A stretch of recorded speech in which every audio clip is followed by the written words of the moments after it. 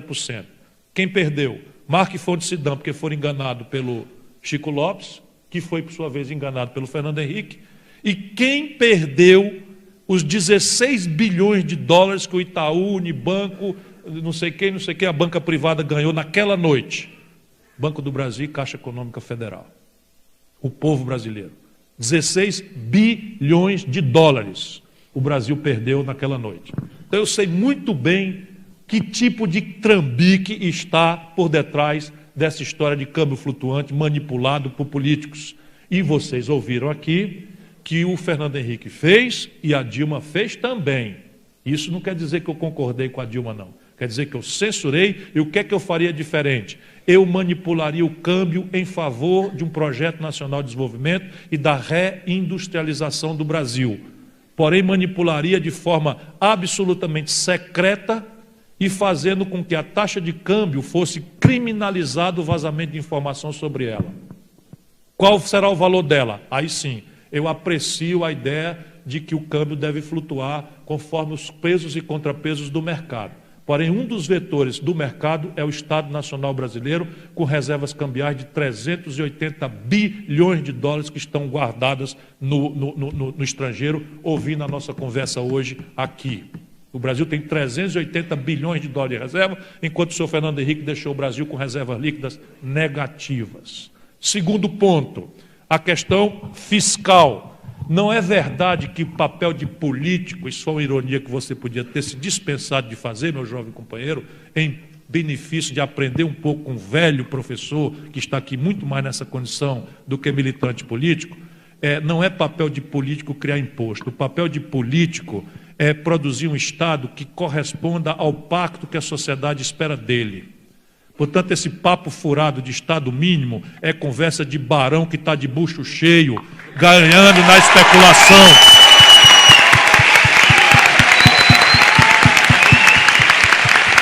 O país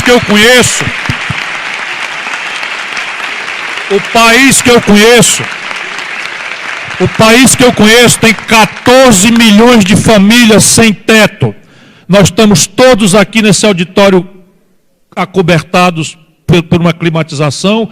Provavelmente esta noite morrerão pessoas nas ruas de São Paulo, de Florianópolis, de Curitiba, de Guarapuava, de Cascavel. Eu me sinto um assassino se eu não for uma pessoa que me lembre deles nessa noite de frio. Quem é responsável por isso não é Deus, é o Estado Nacional Brasileiro. 14 milhões de moradia é um tostão. É um tostão. O Brasil hoje tem menos leitos de hospital do que tinha há 12 anos atrás. O genocídio que se está praticando contra os pobres no Brasil, é preciso ter alguém responsável por revertê-lo. E eu acho que o Brasil tem que sair fazendo essas contas. É assim, a próxima reunião do Copom, que é o Comitê de Política Monetária do Banco Central, vai definir que os juros brasileiros vão cair. Anotem o que eu estou dizendo para vocês. Então, eu não sou profeta, eu conheço eles todos. Sou o único ex-ministro da Fazenda que nunca aceitou ir trabalhar para banco. O único, né?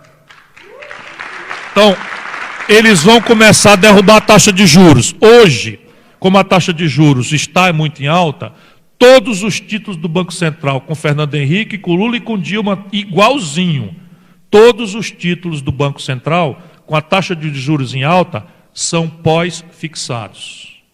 Ou seja, eu emito o título na taxa de juros. Ele falou que a Dilma fez o juro descer a 7,5%.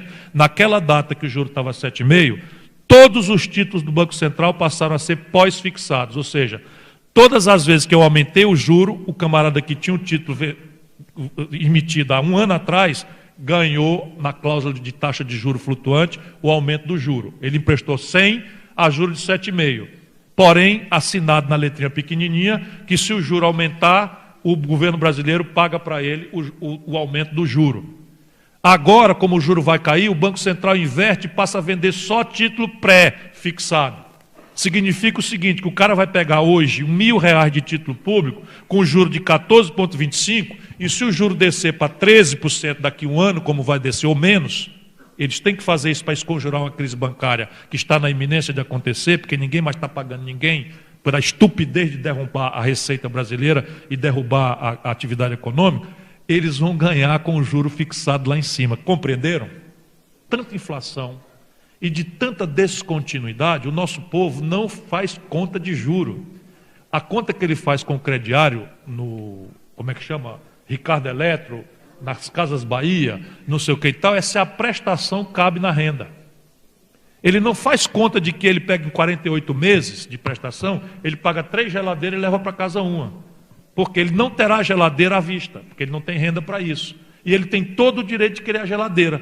Então, o Casa Bahia, na verdade, não é uma Casa Bahia, é um banco que compreende a psicologia do consumidor popular brasileiro e cria um processo financeiro de picar as prestações de maneira que ela caiba na renda da pessoa. Não adianta você encarecer juro, o cara não presta atenção.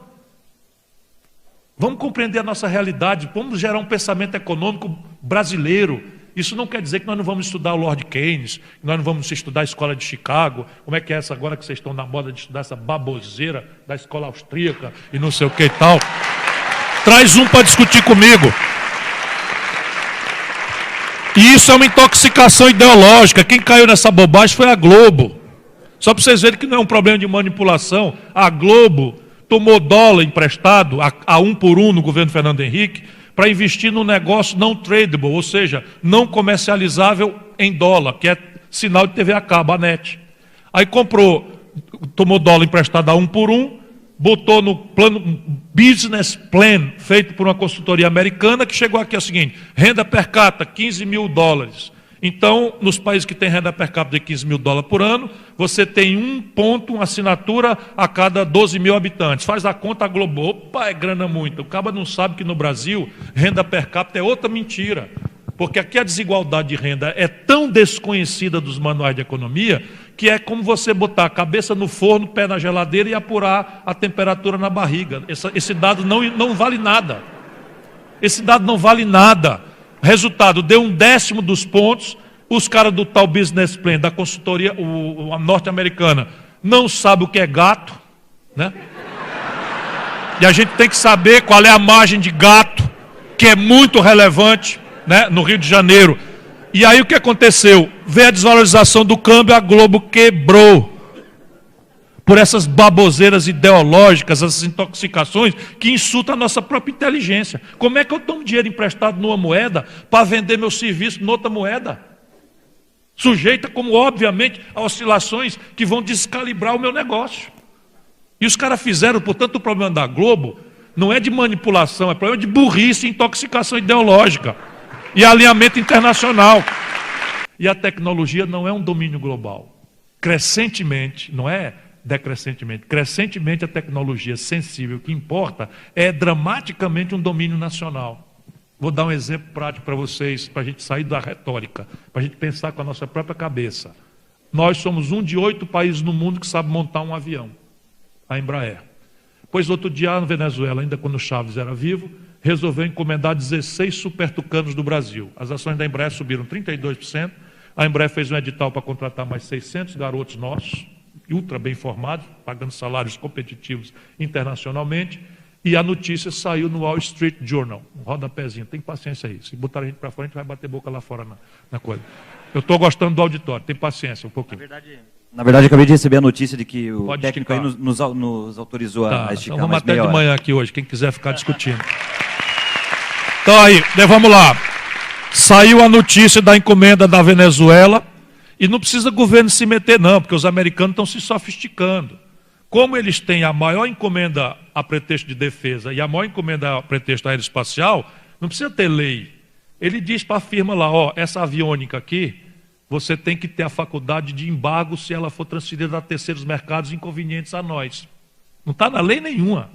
Eles não iam topar botar numa lei para a gente entrar na OMC, para a gente brigar na ONU, para não sei o que e tal. Simplesmente a firma que vende aquele negocinho de aviônica, que com ele o avião voa. Sem ele, eu tenho repetido, o avião serve para amarrar jumento, pendurar paletó, né? Pois bem, a firmazinha lá embargou a venda à Venezuela e nós perdemos uma encomenda de $3 bilhões. Demitimos 700 garotos e as ações despencaram 40%. Ô vida dura, companheiro. Tecnologia, O Brasil está 3 gerações defasado em relação à ponta mundial, e os Estados Unidos, que são o protagonismo global, só é assim porque o Estado Nacional norte-americano lidera para sempre, desde o pós-guerra, a evolução e a inovação tecnológica com dinheiro público, a partir de compras governamentais a pretexto de defesa, ou a pretexto da encomenda aeroespacial, ou do complexo industrial da saúde. Simples assim. Terceiro, e vamos aprender porque nós vamos nos ferrar, escala.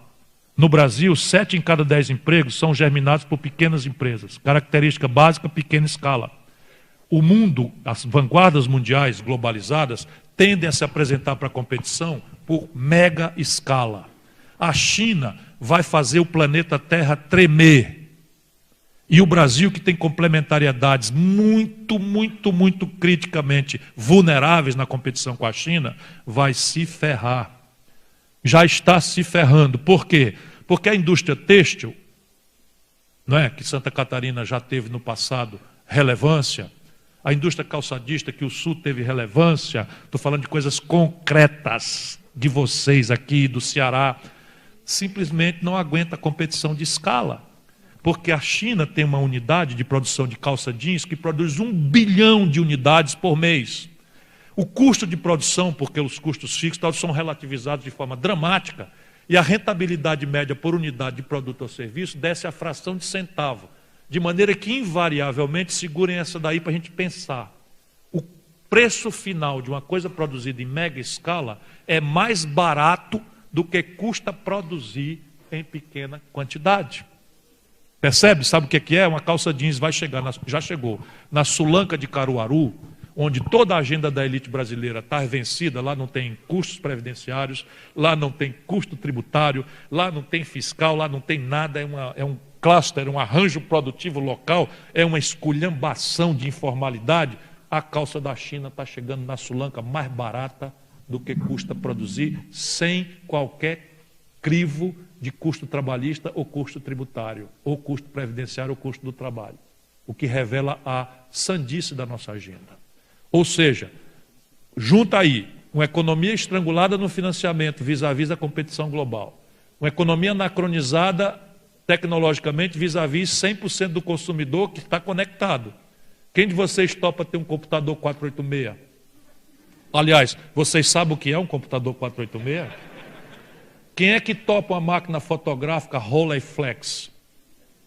Percebe? Novos materiais, supercondutores, nanotecnologia, robótica, mecatrônica, novos materiais. Terceira revolução industrial. Isso vai acontecer no Brasil pelo espontaneísmo individualista do mercado? Aonde foi que aconteceu para eu ir aprender? Alguém aqui me informe se Henry Ford é coreano?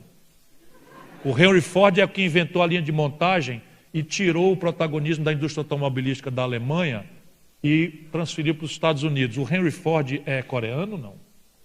Pois a Coreia do Sul, 30 anos atrás, o Brasil tinha capacidade de produção de 350 mil veículos por ano, a Coreia do Sul não sabia fazer nenhum.